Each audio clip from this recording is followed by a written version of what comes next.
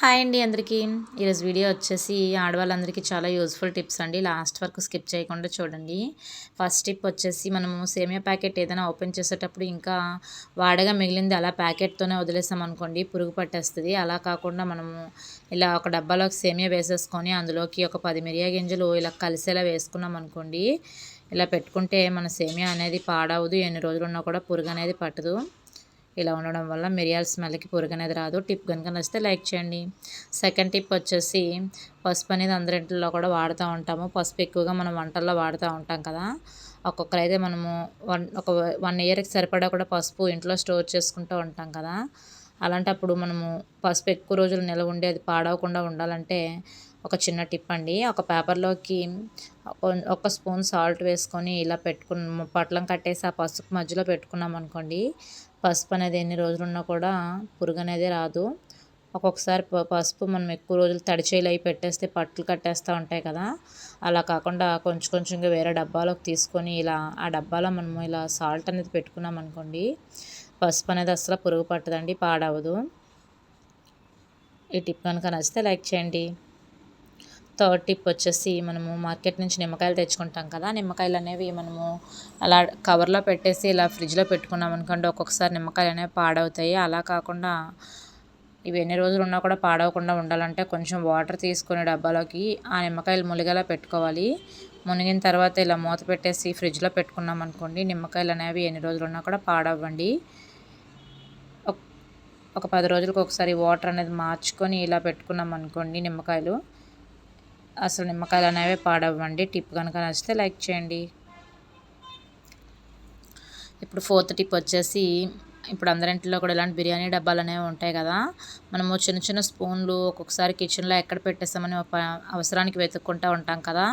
అలా వెతుక్కునే పని లేకుండా ఇలా బిర్యానీ డబ్బానే ఒక స్పూన్ స్టాండ్ లాగా ఆర్గనైజ్ చేసుకోవచ్చండి. వీడియోలో చూపిస్తున్న విధంగా మనము ఆ మూతకి ఇలా హోల్స్ పెట్టేసుకొని స్పూన్స్ అనేవి పెట్టుకొని ఇలా స్పూన్ స్టాండ్ లాగా ఆర్గనైజ్ చేసుకున్నాం అనుకోండి, వాడుకోవడానికి కూడా ఈజీగా ఉంటుంది. చూడటానికి కూడా చాలా అందంగా ఉంటుందండి. కిచెన్లో చూడండి, చూడటానికి కూడా అందంగా ఉంటుంది. వీడియో కనుక నచ్చితే లైక్ చేయండి. ఇప్పుడు ఫిఫ్త్ టిప్ వచ్చేసి పూజ సామాన్లు ఉంటాయి కదండి. ఈ పూజ సామాన్లు అనేవి మనం ఇంట్లో ఉండే వాటితోనే చిటికలో తెల్లగా తీసుకొచ్చేయచ్చు, తోమేయచ్చు. చూడండి, దానికోసమని ఫస్ట్ ఒక స్పూన్ శనగపిండి, ఒక స్పూను సాల్టు, ఒక 2 టేబుల్ స్పూన్లు పెరుగు, ఒక హాఫ్ టీ స్పూను పసుపు, అలానే ఇందులోకి ఒక నిమ్మకాయ చెక్క వేసుకొని ఇదంతా మనం బాగా కలిపేసుకొని మనము ఏవైతే నల్లగా ఉన్నాయో ఆ రాగి వస్తువులకి మనము ఇలా ఎక్కువ రుద్దాల్సిన పనే లేదండి. జస్ట్ స్పూన్తో ఇలా అన్నా కూడా తెల్లగా వచ్చేస్తాయి. ఇదంతా బాగా కలిపేసుకోవాలి. మనం పేస్ట్లా చేసేసుకొని ఇదంతా బాగా కలిపేసుకొని ఇప్పుడు చూడండి ఎంత నల్లగా ఉండేదో. జస్ట్ స్పూన్తోనే రాస్తున్నాము. స్పూన్తో రాసినా కూడా అది చాలా తెల్లగా వచ్చిందండి. ఇది వెంటనే కూడా నల్లబడిపోదండి, ఎక్కువ రోజులు తెల్లగా మెరుస్తాయి. చూడండి, ఎక్కువ రుద్దే పని లేకుండా జస్ట్ ఒక ఫింగర్తో ఇలా తోమినా కూడా తెల్లగా వచ్చేస్తున్నాయి. చాలా బాగా పనిచేస్తుందండి. ఎక్కువ ఖర్చు లేకుండా ఇంట్లో ఉండే వాటితోనే మనం ఈజీగా తెల్లగా తీసుకొచ్చేయచ్చు. చూడండి, అసలు చిన్న నల్ల మచ్చ కూడా లేకుండా చాలా బాగా వదులుతున్నాయండి. ఈ టిప్స్ అన్నీ కనుక నచ్చితే లైక్ చేయండి. మన ఛానల్ని కొత్తగా చూసేవాళ్ళు ఉంటే ఇలాంటి మరిన్ని వీడియోల కోసం మన ఛానల్ని సబ్స్క్రైబ్ చేసుకోండి. చూడండి, ఎంత తెల్లగా వచ్చింది కదా. మనం ఎక్కువ రుద్దాల్సిన పనే లేకుండా చాలా బాగా ఒక్క చిన్న నల్ల మచ్చ కూడా లేకుండా చాలా తెల్లగా వచ్చిందండి. ఇప్పుడు కడిగి చూద్దాము ఎంత తెల్లగా ఉందో. చూడండి ఎంత బాగుందో. మనం ఎక్కువ ఖర్చు పెట్టాల్సిన పనే లేదండి. ఇంట్లో ఉండే వాటితోనే పూజ సామాన్లు అనేవి మనము తెల్లగా తీసుకొచ్చేయచ్చు. టిప్స్ అన్నీ కనుక నచ్చితే మాత్రం లైక్ చేయండి. ఇంకా ఇప్పుడు సిక్స్త్ టిప్ వచ్చేసి మనము కోల్గేట్ పేస్ట్లు ఉంటాయి కదా, అయిపోయిన పేస్ట్లు పడేస్తూ ఉంటాం కదా. అలా పడేయకుండా వాటితో చాలా యూజ్ ఉంటుందండి. మనం ఈ అయిపోయిన కోల్గేట్ పేస్ట్ని ఒక చిన్న చిన్న ముక్కలుగా కట్ చేసుకొని గోరువెచ్చని వాటర్లో పడేద్దామండి. ఈ ముక్కలు అనేవి ఆ వేడి నీళ్ళ వల్ల అందులో ఉండే చిన్న చిన్న అంటిపోయిన పేస్ట్ కూడా కరిగిపోతుంది అనమాట. ఆ వాటర్లో కరిగిపోయి కోల్గేట్ వాటర్ అవుతుంది. చాలా బాగా పనిచేస్తుందండి. కోల్గేట్ వాటర్తో అన్నీ క్లీన్ చేయొచ్చు. చాలా నీట్గా మురికి అనేది లేకుండా చాలా బాగా వస్తాయండి.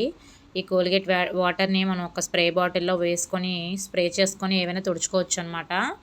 ఒకవేళ స్ప్రే బాటిల్ అనేది లేకపోతే మనకి డ్రింక్ బాటిల్స్ ఉంటాయి కదా, చిన్న డ్రింక్ బాటిల్స్, ఆ బాటిల్లో వాటర్ వేసుకొని మనం ఆ మూతకి మనం చిన్న చిన్న హోల్స్ పెట్టుకున్నాం అనుకోండి, ఆ డ్రింక్ బాటిలే స్ప్రే బాటిల్లా పనిచేస్తుంది. అలా కూడా వాడుకోవచ్చు మనం. ఈ కోల్గేట్ వాటర్ని అలా బాటిల్లో వేసుకొని ఇలా స్ప్రే చేసుకొని ఇలా ఫ్రిడ్జ్ అని లేదంటే మిర్రర్సు అలానే గ్యాస్ స్టవ్ అన్నీ కూడా చాలా నీట్గా వస్తాయండి. మనం తుడుచుకుంటే కోల్గేట్ వాటర్తో తుడుచుకోవటం వల్ల మంచి స్మెల్ వస్తుంది. అలానే చాలా నీట్గా క్లీన్ అవుతాయి అన్నమాట. ఎక్కడ చిన్న చిన్న జిడ్డు మురికి లాంటివి ఉన్నా కూడా నీట్గా క్లీన్ అయిపోతాయండి. గ్యాస్ స్టవ్ అనేది మనము ఏమైనా నీసులు అంటే నాన్ వెజ్ వండాక నీసు వాసన వస్తూ ఉంటాయి కదా, అలా గ్యాస్ స్టవ్ క్లీన్ చేసుకున్న తర్వాత వంట చేసుకున్న తర్వాత నాన్ వెజ్ వండుకున్న తర్వాత ఇలా మనం క్లీన్ చేసుకున్నాం అనుకోండి కోల్గేట్ వాటర్తో, మంచి కోల్గేట్ స్మెల్ వస్తుందన్నమాట. అసలు నాన్ వెజ్ స్మెల్లే రాదండి, చాలా నీట్గా ఉంటుంది. కిచెన్ అంతా కూడా మంచి స్మెల్ వస్తుంది. అలానే మనం టీపాయ్ టేబుల్స్, మనం అద్దాలు ఉంటాయి కదా మిర్రర్స్, అలానే మనకి డోర్స్కి గడిలు ఉంటాయి కదా స్టీల్ గడిలు, అవి కూడా మనము ఇలా ఈ కోల్గేట్ వాటర్తో క్లీన్ చేసుకున్నాం అనుకోండి నీట్గా ఉంటాయి. జిడ్డు అనేది ఎంత మొండి మురికైనా కూడా ఈ కోల్గేట్ వాటర్తో క్లీన్ చేయడం వల్ల నీట్గా వచ్చేస్తాయండి. ఈ టిప్స్ అన్నీ కనుక నచ్చితే లైక్ చేయండి. మన ఛానల్ని కొత్తగా చూసే వాళ్ళు ఉంటే ప్లీజ్ సబ్స్క్రైబ్ చేసుకోండి.